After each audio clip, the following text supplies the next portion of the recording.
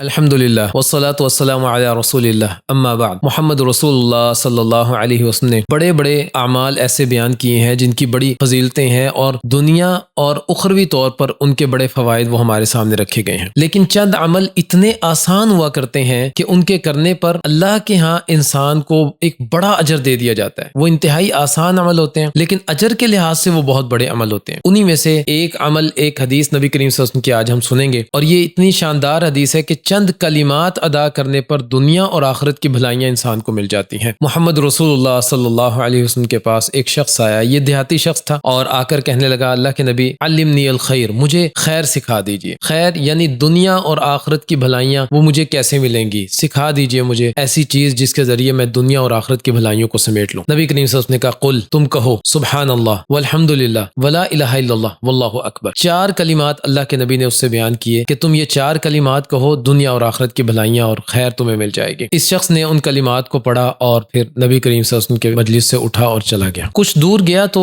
رک گیا اور رک کر پھر واپس آ گیا۔ نبی کریم صلی اللہ علیہ وسلم نے اپنے صحابہ سے کہا، دیکھو تمہارا ساتھی وہ لوٹ آیا ہے، واپس آ گیا۔ اور اس نے واپس آ کر نبی کریم صلی اللہ علیہ وسلم سے یہ کہا کہ اللہ کے نبی، میں نے ان چاروں کلمات کو ادا کیا ہے، سبحان اللہ، اس کا مطلب ہے کہ اللہ پاک ہے، والحمدللہ، تمام تعریفیں اللہ ہی کے لیے ہیں، اور لا الہ الا اللہ، اللہ کے علاوہ کوئی اور معبود نہیں، اللہ اکبر، اللہ سب سے بڑا ہے۔ کہنے لگا، یہ سب کچھ تو اللہ کے لیے ہے، میرے لیے اس میں کیا ہے؟ میں نے اپنے لیے تو کچھ مانگا ہی نہیں اللہ سے۔ نبی کریم صلی اللہ علیہ وسلم نے کہا، ہاں۔ پھر اللہ کے نبی نے دوبارہ یہی کلمات ادا کیے، کہا، جب تم کہتے ہو نا سبحان اللہ تو اللہ کہتے ہیں صدقتا، تو نے سچ کہا۔ پھر تم کہتے ہو الحمدللہ تو اللہ کہتے ہیں صدقتا، تو نے سچ کہا۔ پھر تم کہتے ہو لا الہ الا اللہ تو اللہ کہتے ہیں صدقتا، تو نے سچ کہا۔ اور پھر تم کہتے ہو اللہ اکبر، تب بھی اللہ تعالیٰ کہتے ہیں صدقتا، تو نے سچ کہا۔ پھر تم پانچویں نمبر پر کہو اللہم اغفر لی، اے اللہ میرے گناہوں کو معاف کر دے، اللہ تعالیٰ کہتے ہیں قد فعلت، یقیناً میں نے کر دیا۔ پھر تم کہو اللہم ارحمنی، اے اللہ مجھ پر رحم بھی کر دے، اللہ کہتے ہیں قد فعلت، یقیناً میں نے کر دیا۔ اور پھر تم کہو اللہم ارزقنی، اے اللہ مجھے رزق بھی عطا کر دے، اللہ تعالیٰ کہتے ہیں قد فعلت، یقیناً میں نے تجھے رزق دے دیا۔ تو